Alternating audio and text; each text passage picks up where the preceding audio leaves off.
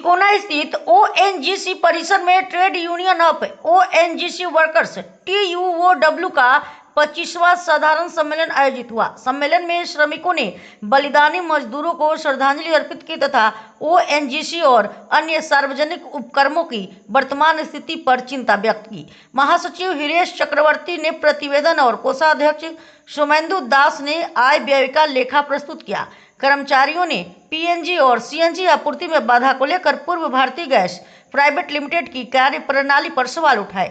सम्मेलन में 19 सदस्यीय नई कार्यकारिणी का सर्वसम्मति से गठन किया गया तथा श्रमिक हितों की रक्षा के लिए संघर्ष जारी रखने का आह्वान किया गया। পার্টিকুলারলি আমি বিশেষ করে বা সমীরণদা ওএনজিসির ভেতরের এই গোটা প্রবলেমসগুলোকে নিয়ে আমরা ততটা ওয়াকিবহাল তো নই, কারণ আমরা সরাসরি সেই কাজের সঙ্গে যুক্ত নই। কিন্তু যেভাবে আপনারা গোটা বিষয়টা তুলে ধরেছেন এবং প্রত্যেকে ইন্ডিভিজুয়ালি কোনো রিপিট না করে এক একটা ইস্যুকে যেভাবে আপনারা পয়েন্ট ওয়াইজ তুলে ধরেছেন যুক্তির সঙ্গে, সেটা অভাবনীয় আমাদের কাছে ছিল। এই জন্য আপনাদের কাছে আমার আন্তরিকভাবে আমি আপনাদের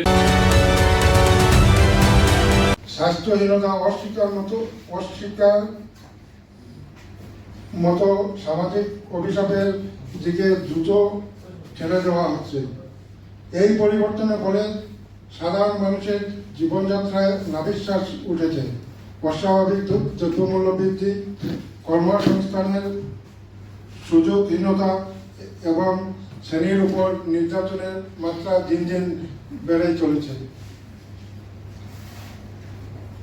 আমরা মনে করি সমস্ত দেশ জুড়ে শ্রমিক শ্রেণীর অধিকার সমূহ সুরক্ষা আন্দোলন একসময় কমিটি মেম্বার ছিলাম এবং বেশ কয়েকটি কনফারেন্সে যোগদান করার সুযোগ হয়েছিল আমার।